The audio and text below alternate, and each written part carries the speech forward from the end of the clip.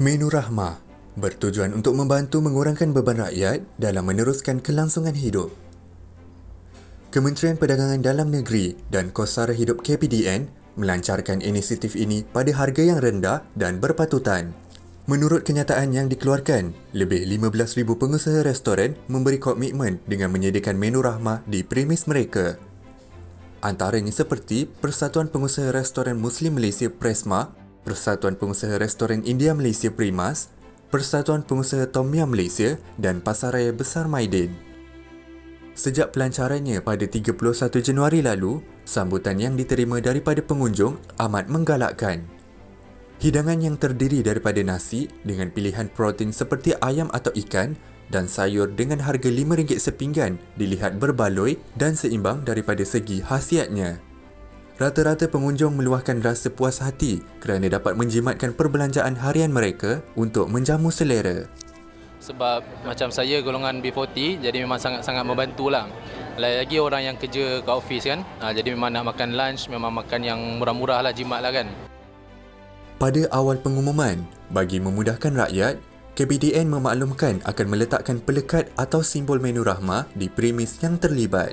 Kru MSI turut meninjau beberapa restoran yang menyajikan menu rahmah ini.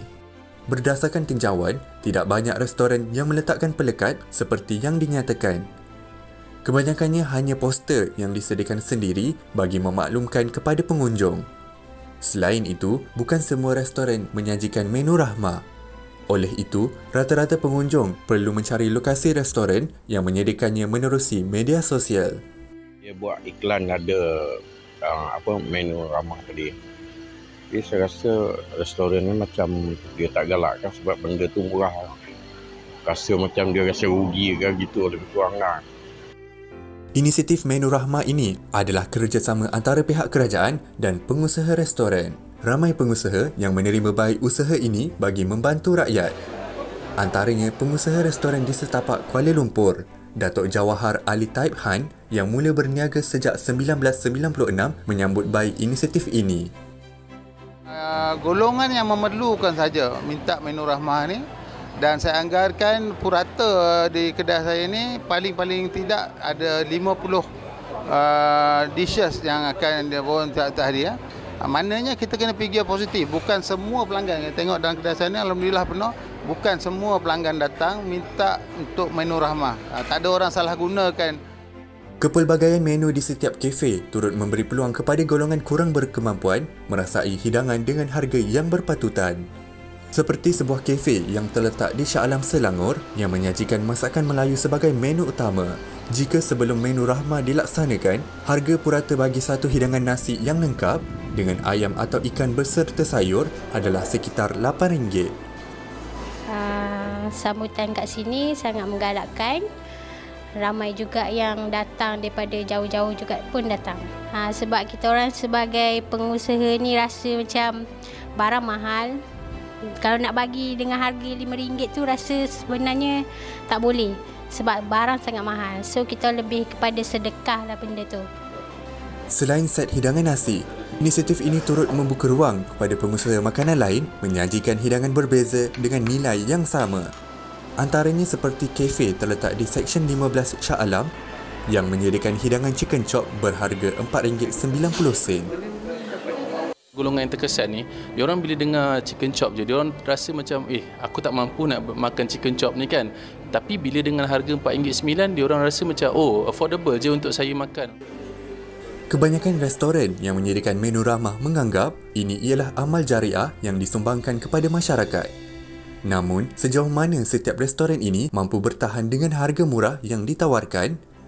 Ini disebabkan kos operasi bagi mengendalikan sesebuah premis perniagaan bukannya murah. Selain bahan mentah, kos lain seperti sewa kedai, bayaran utiliti dan gaji pekerja turut perlu diambil kira bagi menggerakkan operasi. Bagaimana setiap peniaga ini mengimbangi kos agar boleh bertahan dan tidak rugi serta sampai bila menu rahmah ini boleh disajikan di restoran mereka? Kata jualan merosot ke, pada saya bertambah kan saya sebut. Rugi ke, ini semua sesuatu yang kita fikir negatif. Kalau kita fikir positif, yakin insyaAllah tak ada alasan lah nak kita berikan dalam konteks kita nak beramal jariah. Adalah sedikit kerugian, tapi macam kita jual makanan pun western dan ada pelbagai kita punya menu yang lain juga. Dan sedikit sebanyak pun daripada menu-menu lain tu terjual, dapatlah kita cover cost daripada apa yang kita ada kat sini lah. Dan benda ni pun tak berpanjangan. Dan kita juga boleh menjadikan benda ni sebagai pemasaran kita. Faktor kos juga adalah antara punca sesetengah pengusaha restoran tidak mampu menyediakan menu rahmah. Keluhan para peniaga kecil juga tidak terkecuali. Keuntungan harian yang diperolehi ibarat kais pagi makan pagi, kais petang makan petang. Sebab kita nak kena bayar staff. Kalau banyak, memanglah kalau banyak dengan harga RM4.90 tu banyak orang beli, kita kena pakai tenaga kerja lagi banyak. Kita kena tambah lagi costing untuk tenaga pekerja. Tenaga pekerja pun tak boleh kurangkan gaji. Mestilah gaji tu tetap banyak tu. Harga dia mahal. Kadang RM14 sekilo. Cili masak lah. Cili masak, macam timun. Timun tu saya percuma. Saya tak ada kira. Kalau macam toge kan saya tak kira kerana harga dia pun murah, tak salah. Kalau timun ni kadang RM7. Kesan domino terhadap menu rahmah turut dikongsi oleh beberapa netizen di media sosial. Menurut mereka, ada penurunan harga yang ketara terhadap makanan yang biasa diambil selepas pelaksanaan inisiatif ini di beberapa restoran. Walaupun premis itu tidak menyajikan hidangan menu rahmah bernilai RM5. Berdasarkan kesan yang dilihat, adakah setiap peniaga merasa impaknya kerana kurang pelanggan disebabkan persaingan harga atau mereka risau pelanggan akan hilang? Oleh itu, adakah ini langkah yang mereka perlu ambil bagi memastikan kelangsungan perniagaan?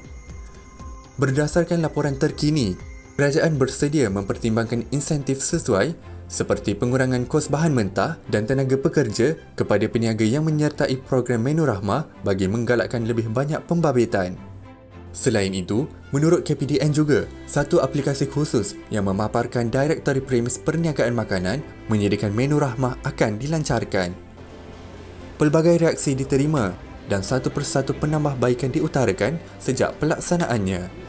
Jika dilihat, ini adalah satu usaha yang baik bagi membantu golongan terkesan, tetapi sejauh mana usaha ini dapat dikekalkan agar semua golongan tidak kira peniaga atau pelanggan dapat menikmatinya tanpa ada sebarang kerugian di kemudian hari atau hanya hangat-hangat tai ayam. Diharapkan ada satu kaedah sistematik dapat dilakukan dengan kerjasama semua pihak supaya impak yang positif dirasai oleh semua masyarakat. Justru dapat mengekang kos hidup yang semakin tinggi dengan memberi kuasa membeli dan lebih banyak pilihan kepada pembeli.